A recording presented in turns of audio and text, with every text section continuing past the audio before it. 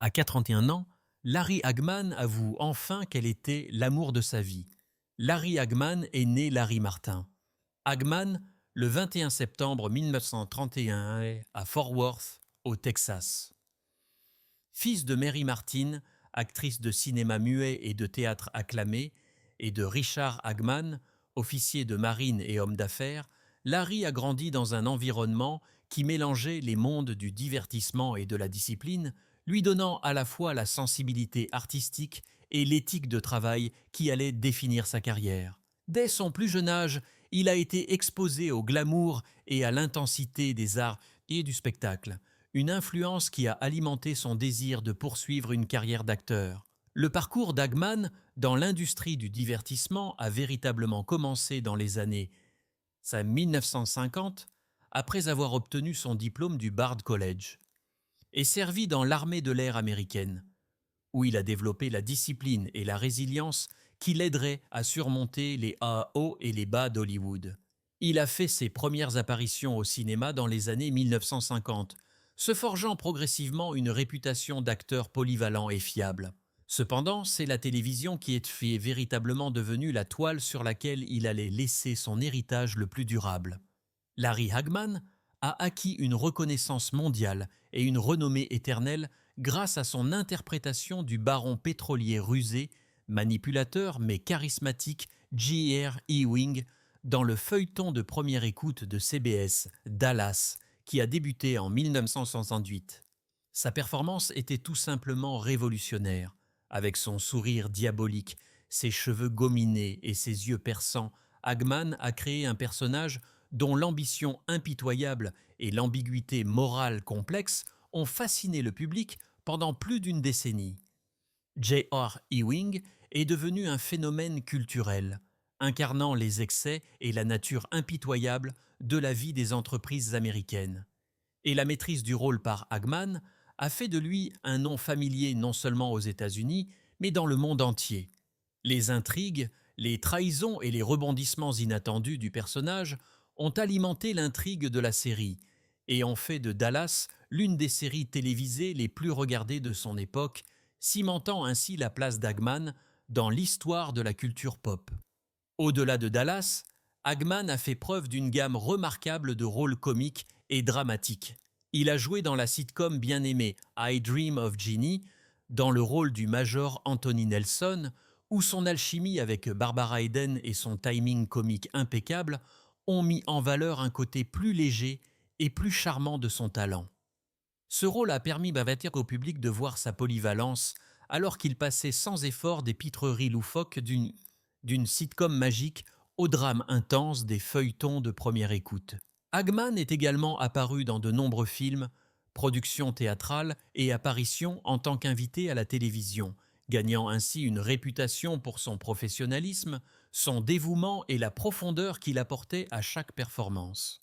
En dehors de l'écran, Larry Hagman était connu pour sa chaleur, son humour et sa générosité, gagnant l'admiration et l'affection de ses collègues et de ses payés, de ses fans et de ses amis.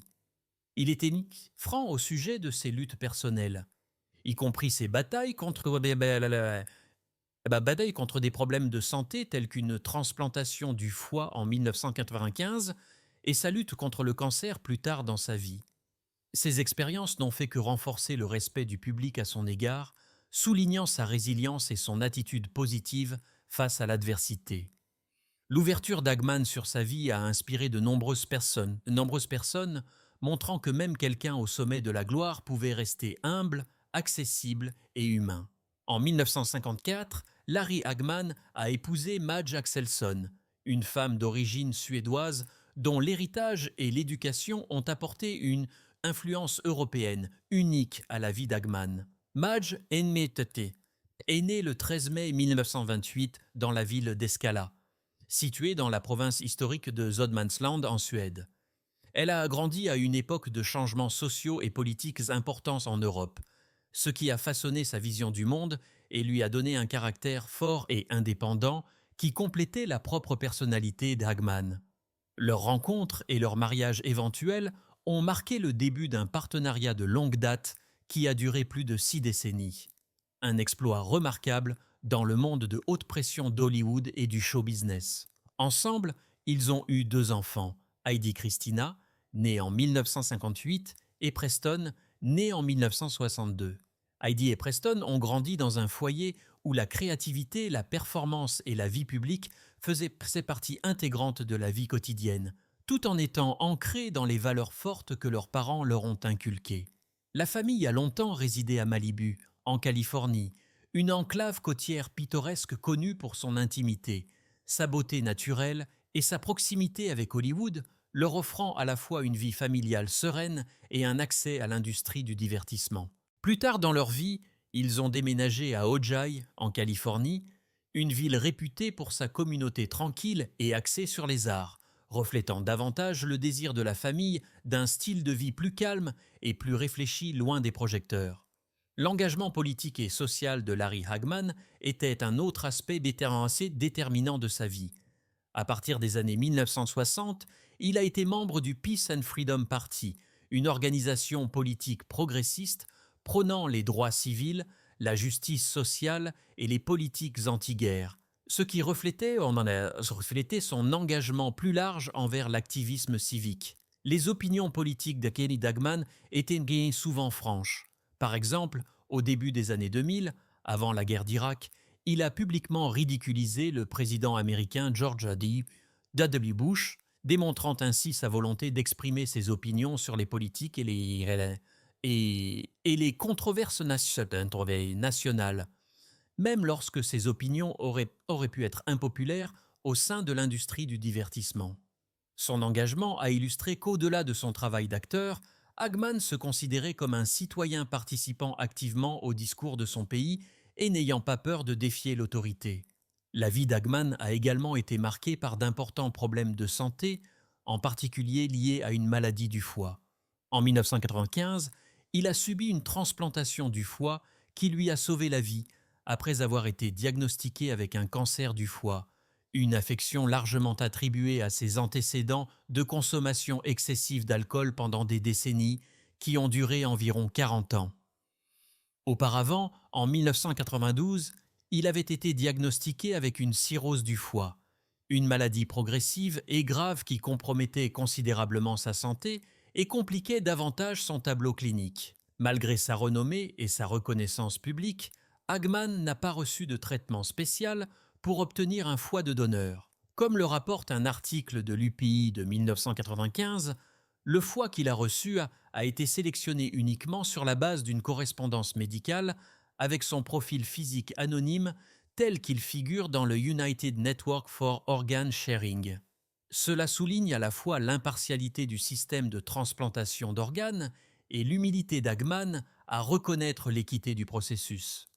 En plus de ses problèmes d'alcool, Hagman était également un grand fumeur dans sa jeunesse, une habitude qu'il a finalement abandonnée à l'âge de 34 ans. Son expérience personnelle avec le tabagisme et les risques pour la santé qui y sont associés l'ont incité à devenir un défenseur de la sensibilisation à la santé publique. Pendant de nombreuses années, il a été président du Great American Smokeout, annuel de l'American Cancer Society, une campagne nationale visant à encourager les fumeurs à arrêter de fumer et à souligner les dangers du tabagisme. Au-delà de cela, il a contribué activement à la National Kidney Foundation, démontrant un engagement envers des initiatives de santé plus larges et montrant que ses expériences personnelles avec la maladie et la guérison se sont traduites par un dévouement permanent à aider les autres.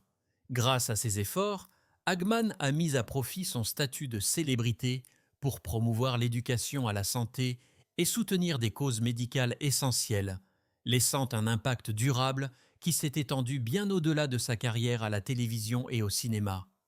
À 41 ans, Larry Hagman, l'acteur bien aimé surtout connu pour son rôle emblématique de Junior Ewing, le personnage intrigant et plus grand que nature de Dallas, s'est enfin ouvert dans une confession profondément personnelle et sincère, révélant que Barbara Eden, sa co-star et amie de longue date, était l'amour de sa vie. L'aveu d'Hagman est survenu après des décennies d'amitié, d'expériences passées partagées sur les plateaux de télévision et de spéculations publiques sur sa vie amoureuse. Bien qu'il ait été marié à sa femme Madge Axelson depuis 1954 et qu'il ait mené une vie de famille privée, Hagman n'a jamais hésité à reconnaître le lien profond qu'il partageait avec Eden, dont la propre carrière a connu un essor grâce à son rôle de star magique et charmante de I Dream of Jeannie. Parlant en toute franchise, Hagman a déclaré « Barbara était l'amour de ma vie. Je n'ai jamais cessé de me soucier d'elle. Pas un seul jour, pas une seule heure.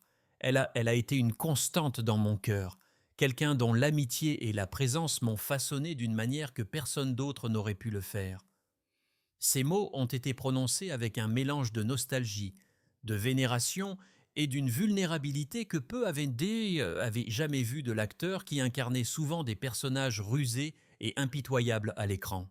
Sa confession a révélé non seulement une affection romantique, mais aussi une profonde admiration pour le talent, l'esprit et la grâce durable d'Eden. Le lien entre Hagman et Eden était depuis longtemps un sujet de curiosité parmi les fans et les journalistes de divertissement. Sur le plateau, les deux ont partagé d'innombrables moments de rire, de répétitions tardives et la camaraderie tranquille qui ne se développe que lorsque deux personnes se comprennent et se respectent, tant sur le plan personnel que professionnel. La reconnaissance d'Hagman met maintenant en lumière la profondeur de cette connexion. Une connexion qui a transcendé l'amitié occasionnelle et s'est épanouie en un amour profond et permanent, bien que largement tacite publiquement pendant des décennies.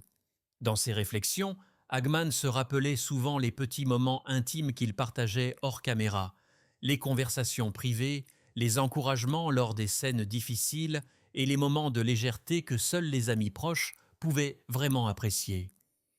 Barbara a apporté une légèreté dans ma vie que je ne peux pas décrire. Même dans les moments les plus difficiles, le simple fait de savoir qu'elle était là me donnait de la force. Je suppose que j'ai gardé cela avec moi, même si je ne l'ai jamais dit à voix haute, a-t-il expliqué. Ces candidats ont révélé une profondeur émotionnelle qui contrastait fortement avec son personnage à l'écran, donnant aux fans un aperçu du vrai Larry Hagman, un homme capable de sentiments profonds, de gratitude et d'affection permanente. Pour beaucoup, la confession d'Hagman est plus qu'une simple anecdote de célébrité. C'est un témoignage de l'amour durable et du pouvoir des relations humaines significatives. Dans un monde où les relations sont souvent éphémères et où la vie personnelle des personnalités publiques est disséquée à l'infini, les mots d'Hagman nous rappellent que certains liens sont intemporels, même s'ils restent qui restent chéris en silence pendant des décennies. Alors que les fans et les collègues réfléchissent à sa vie et à sa carrière, cette révélation ajoute une couche poignante à son héritage, brossant le portrait d'un homme dont le cœur était aussi complexe, passionné et durable que les personnages inoubliables qu'il a incarnés à l'écran. En juin 2011, Larry Hagman a révélé publiquement qu'il avait été diagnostiqué avec un cancer de la gorge de stade 2. Un moment qui a choqué les fans du monde entier qu'il avait longtemps associé à son personnage dynamique et plus grand que nature de J.R. Ewing dans Dallas. Fidèle à son esprit et à son charme emblématique, Hagman a commenté le diagnostic avec un mélange d'humour, d'humilité et de courage, en disant « En tant que J.R., je pouvais tout me permettre, la corruption, le chantage et l'adultère, mais j'ai été rattrapé par le cancer. » Cette phrase reflétait non seulement son lien profond avec le personnage qui avait fait de lui une icône de la télévision, mais elle mettait également en évidence sa capacité à affronter une situation profondément personnelle et effrayante, avec légèreté et honnêteté. Hagman a ensuite rassuré le public, soulignant que le cancer de la gorge, bien que grave, est une affection très courante et traitable. Il a également partagé sa détermination à continuer à travailler malgré le diagnostic en disant « Je recevrai un traitement tout en travaillant sur la nouvelle série Dallas. Je ne pourrais pas imaginer un meilleur endroit que de travailler sur une émission que j'aime avec des gens que j'aime. » Ce sentiment a souligné l'importance profonde de son métier, révélant à quel point sa vie professionnelle et son épanouissement personnel étaient étroitement liés. Plus tard, en 2011, Hagman a subi une intervention chirurgicale pour retirer une tumeur de la taille d'un gland de sa langue.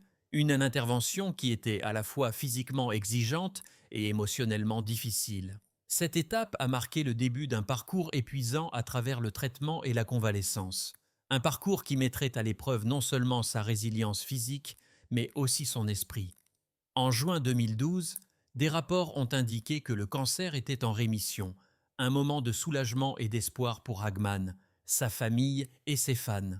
Cependant, sa bataille contre la maladie était loin d'être terminée. Un mois plus tard, en juillet 2012, les médecins lui ont diagnostiqué un syndrome myélodysplasique, une maladie sanguine rare auparavant appelée préleucémie.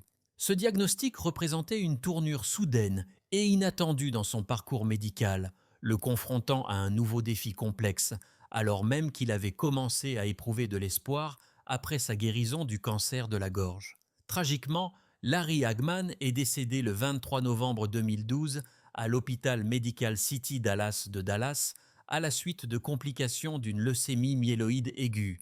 Sa mort est survenue peu de temps après qu'il ait été interviewé pour le documentaire de National Geographic The 80s, The Decade That Made Us, qui a été diffusé à titre posthume en avril 2013, garantissant que sa voix et ses idées continueraient d'atteindre le public même après son décès. Les circonstances de sa mort étaient intimes et dignes. Selon une déclaration publiée au Dallas Morning News par sa famille, la famille de Larry et ses amis proches l'avaient rejoint à Dallas pour les vacances de Thanksgiving. Il est décédé entouré de ses proches. C'était un décès paisible, comme il l'avait souhaité. Cette description a mis en évidence non seulement l'amour et le soutien qui l'ont entouré à la fin de sa vie, mais aussi la grâce et la sérénité avec lesquelles il a affronté ses derniers instants. L'héritage de Larry Hagman, cependant, s'étend bien au-delà des circonstances de sa mort. Comme l'a noté le New York Times, il était l'un des méchants les plus aimés de la télévision, immortalisé dans le rôle de J.R. Ewing, un personnage dont le charme rusé et l'ambiguïté morale ont captivé le public pendant des décennies. La capacité d'Hagman à mélanger charisme, humour et profondeur a fait de lui non seulement un acteur inoubliable, mais aussi une figure dont le courage personnel face à une maladie potentiellement mortelle reflétait la résilience et la complexité des personnages qu'il a incarnés. Son histoire est une histoire est une histoire de talent, de dévouement, d'humour face à l'adversité et de liens durables avec son métier et les personnes qu'il aimait.